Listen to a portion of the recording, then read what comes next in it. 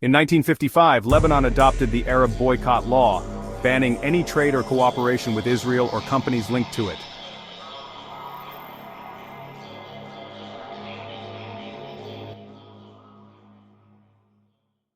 This law prevents innovation, medical cooperation, and technology exchange, hurting both Lebanese and global citizens.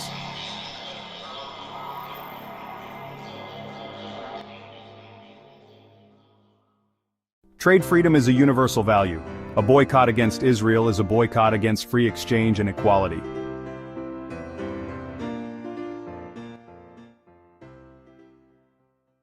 Will you stand for freedom or for discrimination? Boycott on Israel equals boycott on freedom. It's time to boycott the boycott.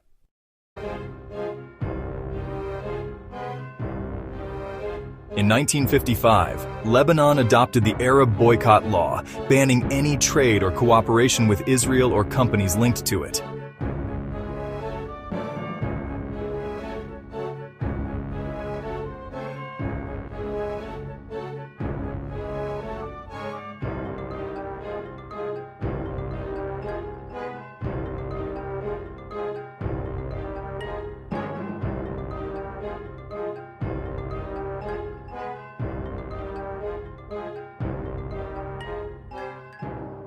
This law prevents innovation, medical cooperation, and technology exchange, hurting both Lebanese and global citizens.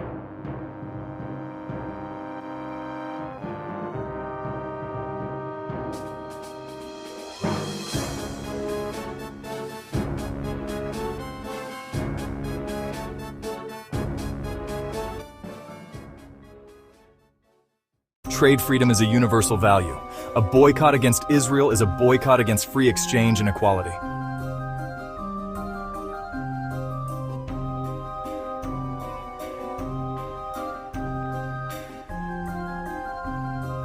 Will you stand for freedom or for discrimination?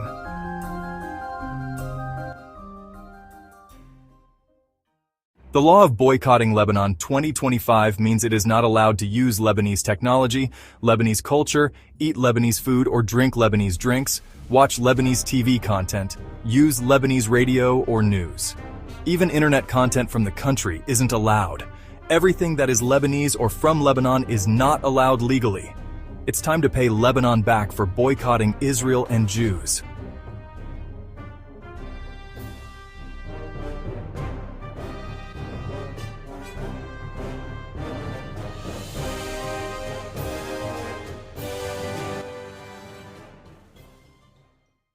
In 1955, it sounds like a local issue, right?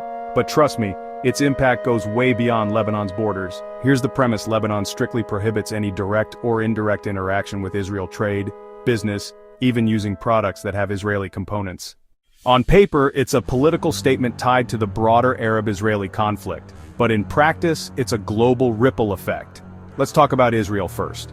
For decades, this law has cut Israel off from a whole region, one that could have been a major market and a bridge to the rest of the Arab world. Israeli tech, agriculture, and innovation don't just stay in Israel, they fuel global industries. But if you're a Lebanese business, even accidentally dealing with a company that has Israeli ties can mean huge legal trouble.